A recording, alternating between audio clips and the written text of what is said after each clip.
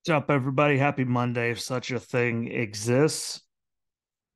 I'm actually feeling pretty good today, but hopefully it's good for you. Hopefully you checked out the bonus episodes from throughout the weekend. If you haven't, I don't know what the fuck you're waiting for. I thought it did a good job and it saved some time, to hear a 3.5 year long thing today. But I discussed rounds 5 and 6 for the Amsoil Championship Snowcross in Deadwood. Good races on that little bull ring they put together. The inaugural Formula E Cape Town E Prix, which again was fantastic racing wise, and the move to get the win that pass was fantastic. And then the Supercross Triple Crown in Arlington at AT&T Stadium for the 250 East and 450s and all the chaos that happened in there. Fantastic races. If you have Peacock, go back and find that. That was really good. But check them out if you haven't. Comes out everything, share them out. When we get into this weekend stuff, the NASCAR side, but the stuff we didn't discuss yet. Yeah, we learned some things, from NASCAR through it. Some things we already knew, but they just made sure that we got the point with some of the things that they did. One is that there's still some of the most incompetent people on the planet when it comes to planning things and working around weather being in the area, like they didn't know that it was coming, like they have radar and all that. And I'm going to say now, I'd be pissed if I was they called them back for that on Saturday. Like that just shows stupidity on like a biblical scale. And they're 2 for 2 so far and screwing it up this year, back to back weekends. All they had to do is not try anything on Saturday. And it would have been a completely different story. But to get everything going and go through all of that just for that, that was a waste. Doesn't surprise anybody. Shouldn't surprise you, but they absolutely suck. That the racing at the 2 mile configuration is good, but there's a caveat. That caveat is that it's only good for the first few laps at the start or after a restart when everyone's trying to make moves when they have the freshest tires and all that. And after that, you get what we got: a whole lot of follow the leader. No offense to it, but that racing at first couple laps is fantastic. 4 wide, 5 wide, people in every lane of the racetrack making moves, and that's good. But after that, and the tires get a little wear and tear to them, it's just follow the leader, and you can go back and watch them. There's a lot of follow the leader, minus at the starts, and that's why I always say I've couldn't wait for them to blow it up. I've been saying it for years before they even discussed it, just because good racing for a little bit, and then it's super boring. I imagine it's good, person, but it's not a good thing, and that's the big problem with it. I'll say the race was better than the past, but past events, just because like we had cautions for Ty Dillon having problems, the big wreck, stages, like, so at least all that, AJ, got people tightened back up and doing pit stops, so there was more of that. But once the caution stopped, it was literally just mostly follow the leader, which isn't good, my opinion. Go in the comments, go anywhere. And I don't think the follow the leader is fun after a bunch of laps of a few laps of good racing. I don't think 20 or so 30 of follow the leader is exciting. If that makes me a terrible person, I don't care. But I said what I said, and I look forward to the reconfiguration in the short track, and just to see what they do with it, and to see where they're going to go for a points race in Southern California until that thing's done and ready. So that's a big one. But we're going to start off, big. We'll start with the one that happened last, because technically they tried to start. So it did happen first, technically, if you think about it. Xfinity Series Production Alliance Group 300. We had Joey Logano and Ryan Blaney in the booth with Adam Alexander. I liked that combination. I think Adam Alexander's, really good at what he does.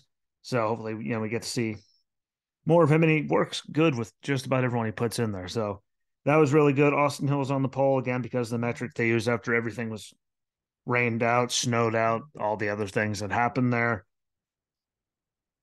And again, because I wrote it here, I might as well, all that stuff. Pre-race stuff, 2 pace laps, back to pit road. Just for that, like, apparently they don't know what green means on the radar coming at them, because there's no way you can give them the excuse that, every once in a while they can, but every single time for this long, they did all that just like Daytona with the truck race. Like, hey, we're going. It's raining on lap two. And we run a million laps under caution just circling. And that's how it ends. Like that was really dumb. And it's a consistent problem now, which means it's definitely on them. Hopefully someone can pull their head out of nowhere to make that stuff stop because that's just absurd at this point that it happens that much. And I'd be pissed if I was someone, it's such a waste of time, to get the fans there, the teams there, the drivers there.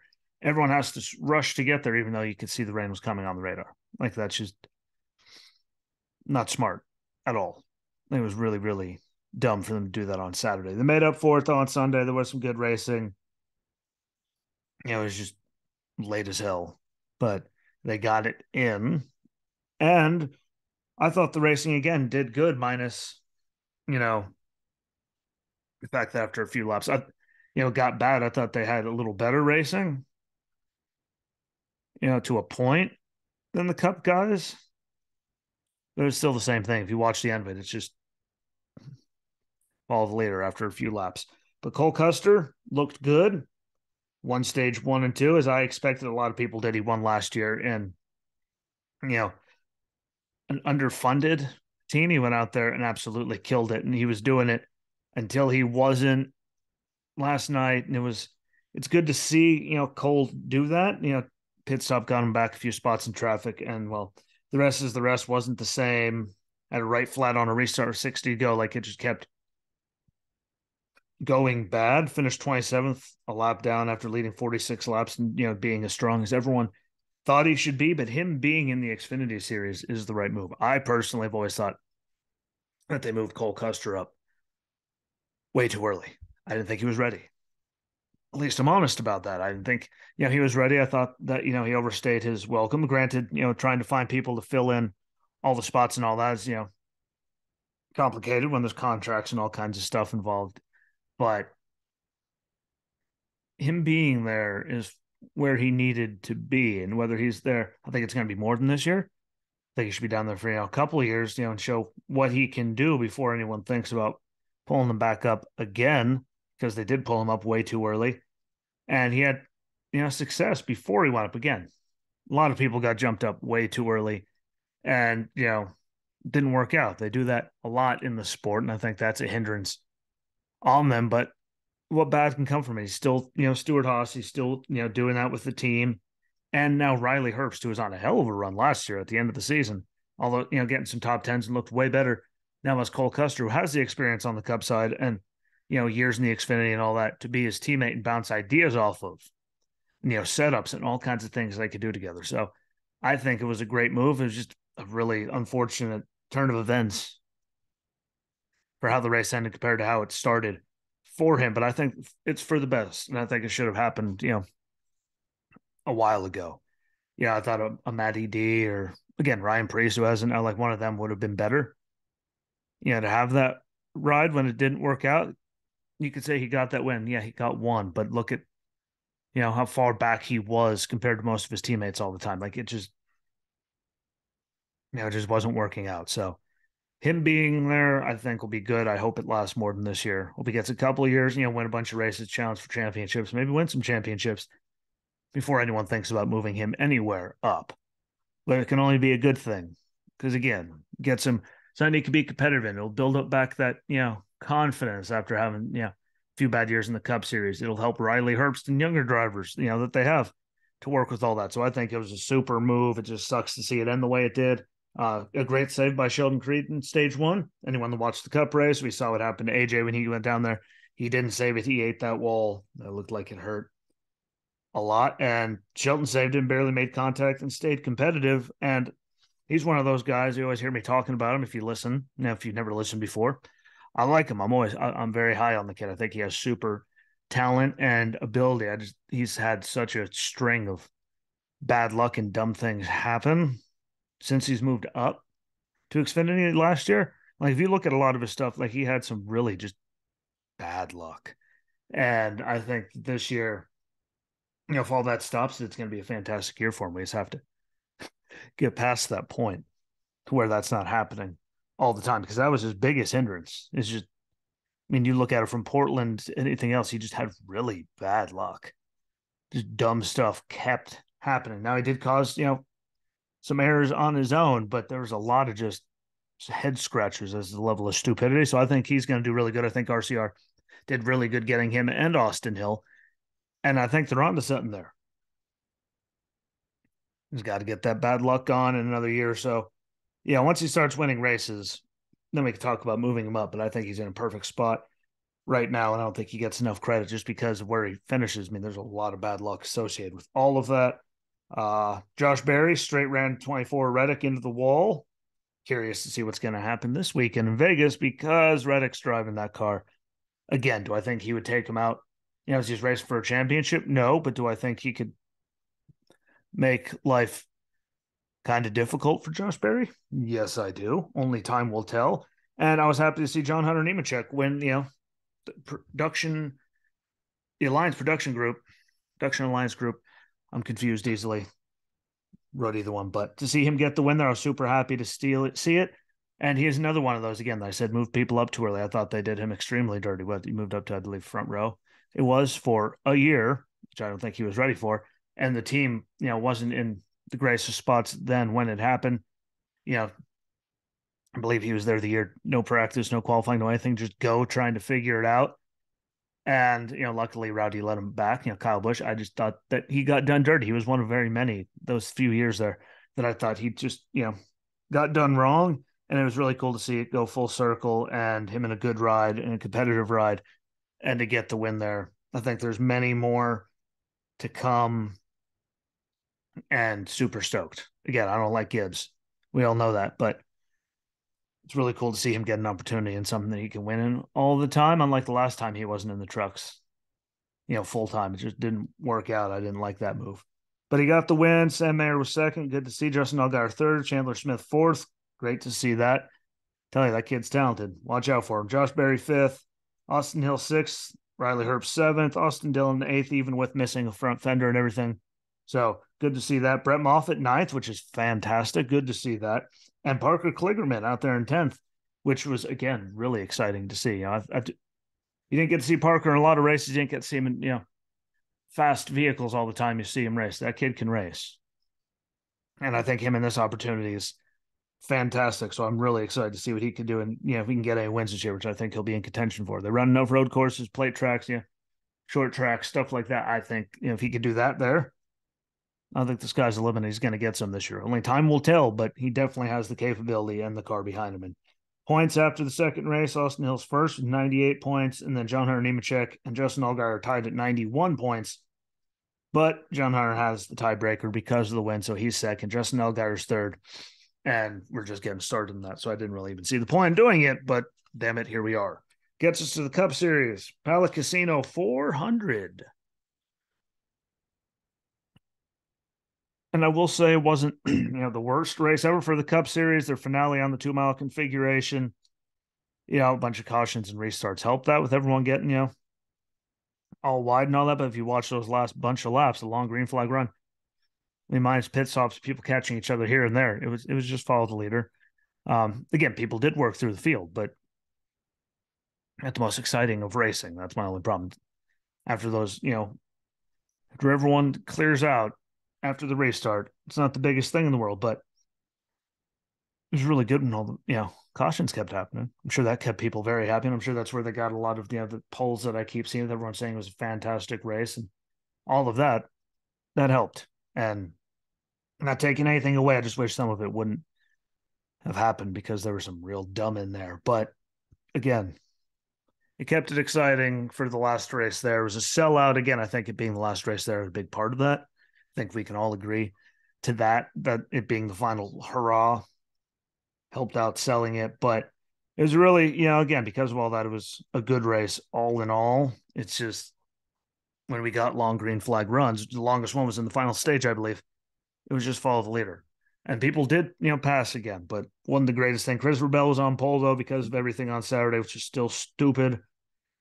After everything got canceled on Saturday, minus those 2 laps or so behind the pace car when they tried to get it going in the Xfinity race. That did happen. But some things coming out of the weekend. Larson with that electrical issue or whatever it was really sucked to happen so early, but they got it fixed 16 laps later. He's down 16, but he finished ahead of a bunch of people for getting it fixed and staying out there and being running at the end. So those few points there that he got, excuse me, for them fixing it and fixing it so fast could come in very handy down the road because we've seen stuff come down to that. So we'll see how that works out. Ty Dillon, he's a steaming landful of trash. He sucks. We had our first tire incident and penalty coming for Truex after having one go out of the pit box earlier. So it was just a bad day overall for them with tires. It's the first one to get it for the new year. So we'll see how it works. But again, it's at JGR. And we all know their pit crews and all that. They were the standard, I think. They're stacked enough that they could have someone to fill in those roles, without a single problem. But only time will tell. Kyle Busch, Rowdy, got another speeding penalty. That's 2 for 2, for races this year. So hopefully he gets that figured out. And then commercials every 4 to 5 laps. Like, that's ridiculous. There were literally times where they ran 3 laps. And I'm like, oh, they're back under commercial. Like, that nonsense, that has to stop. I get they're trying to fit them in, and sponsors are how they make money. But we're not, us at home, we're trying to watch a race, not commercials every 3 to 4 laps.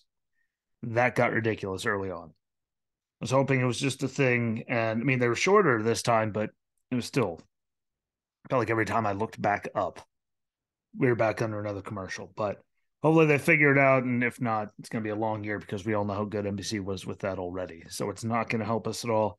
But otherwise, a lot of idiocy to cause incidents. 47 stacked everyone up, off of 2 at one point, which is what got AJ, slammed off and into the inside wall. Glad he was okay. That was a big hit to the inside wall, but he did it. Reddick moved way up the track and spun out Corey LaJoie, who was having a really good day and still ended up having a really good day, which sucked. And then Joey playing games on that restart. Obviously, you could watch him go. And everyone's, once he tried to go and then he didn't go, everyone stacked up and big stupid happened. And it sucks. A lot of people were involved. Some of them got to keep going. One of them ruined my DraftKings. I mean, I still won money, but thanks, Joey. You owe me whatever I was going to win, minus, that one card that you screwed me on. But involved in that big one, we had the 6 of Brad Keselowski, the 10 of Eric Almirola, the 12 of Ryan Blaney, the 20 of Christopher Bell, 31 of Justin Haley, 38 of Todd Gilliland, 41 Ryan Preece, 45 of Tyler Reddick, 51 of Cody Ware, and the 77 of Ty Dillon, who's worthless, ran back in the 30s, way away from his teammate, before he ended up dying on the side of the road, causing another caution. But otherwise, Chastain swept the stage for the first time in his career. Kind of amazing to think about it, but then you think how many people actually have swept stages. Doesn't actually happen that much, so that was really cool to see. Bubba blew up with around 27 to go, so a bad day for 23-11 as a whole. And Bubba looked decently fast at the point. But neither of them looked really good. Again, Tyler's just getting there, a bunch of moving parts, and it's still early, so a lot of things, can change. It was just a bad day there. And Kyle Busch gets the win, making it 19 straight seasons with a win, breaking King Richard Petty's record at 18 that he was tied with. And it's just good for him. I'm going to leave it at that for now. Good for him. Makes me feel better. But Kyle Busch, Rowdy got first, Chase Elliott second, Ross Chastain third, Daniel Suarez fourth. So a great day for Trackhouse, a great day for Chevy, finishing in the top 4, all 4 of them. So that's cool. Then we got Kevin Harvick in 5th, which is a great run, especially again after a bunch last year went. Hamlin 6th, Brad Keselowski even after spinning 7th. Good to see that. And Buescher was right outside the top 10. So it was a good day for RFK compared to where they started last year. Both are up there. Bowman 8th, Austin Dillon 9th, Joey Logano 10th. We got to see, good runs. Corey LaJoie finished 14th, and he was up there the whole time. That was great to see, especially when his teammates sucked because he shouldn't have a ride. Big smile. Harrison Burton was 15th. I trash talked him a lot last year. That's a hell of a run for him, so I'm very happy to see that. And then William Byron finished 25th after a late pass-through penalty. I just figured, that one had to be said just so everyone understood. He was actually, it wasn't the greatest day for, William, but speeding penalty pass-through there at the end did him 0 favors. But the points as of right now coming out, Ross Chastain first with 92 points, Joey Logano second at 91, so he's only 1 behind him. Bowman is third with 80 points, or 12 behind. So right now it's between Chastain and Logano, but it's still so early. Stuff's going to keep, changing. And then, especially we got Vegas, Phoenix, Bristol Dirt, like a lot of stuff's going to change. So that's just early for now, but it doesn't surprise me to see those two up there because those two are really consistent. You know, last year, especially Logano, I believe he had the best average finish of everybody. So doesn't surprise me to see him up there, even if it is this early. You know, a few races you might slip here and there, but I think he's going to be right there the whole entire time again, regardless of how you feel about him or the move he made to block Tony in 2013 and put Denny head on into a wall coming out of 4, even though Denny gave him the whole entire track to use. I think I forgot about that one. You scumbag. But some few things coming out of it is, questions I wish you guys could go in the comments and, answer wherever it is or just tag me in something on Twitter, do whatever, Racing Rosinski. But how does Ty Dillon still have a ride? And make sure that answer doesn't involve the name Richard or Mike, because that's the only reason he's gotten anything, because he's done nothing. And there's a lot of people that are more deserving of a car, and look what his teammates always do. Last year, Eric Jones consistently outran him by a lot. This year, again, like, someone give me a reason, though. He still has a ride, and don't put Richard Childress or his father, Mike Dillon, in it. And then I don't think we can actually find anything. How did JGR manage to not get Kyle Busch any sponsors? And they came down to all of that. But so far, we've seen Lucas Oil and others, sign on at RCR, even though JGR, just won more championships. Like, I just don't believe all of that. And like I said, Logano's still a dick for turning Denny head onto a wall like that in 2013 and everything with Tony. I mean, he has matured, but total dick moves. Didn't like him. And here we are. But yeah, it wasn't a bad weekend overall. Again, please check out the bonus episodes if you haven't. Yeah, they're available everywhere. And again, Snowcross, Supercross, and Formula E. Good races. CBS Sports Network, you can set it all to record and catch them. And then Peacock for Supercross. I always like the Triple Crowns. Something about them. They're really, really cool. And they normally put on better racing because everyone's turned up more for them. So make sure you check all of that out. And it's going to be a big weekend coming up. IndyCar back. F1 back. So super busy weekend for me. Check through the week. I'm going to be doing more bonus episodes because there's a lot to talk about. And again, I'm trying to save everyone from, 40, 50-minute episodes if I try to talk about it all at once. But check them out, share them out. All of it helps. I appreciate all of you. Don't forget to go on Anchor.fm, click the link, and you can do support monthly. I'd appreciate that, as the ads are now officially gone. But don't forget to share this. I appreciate all of you, and I'll do some bonuses this week. So peace. I'm out.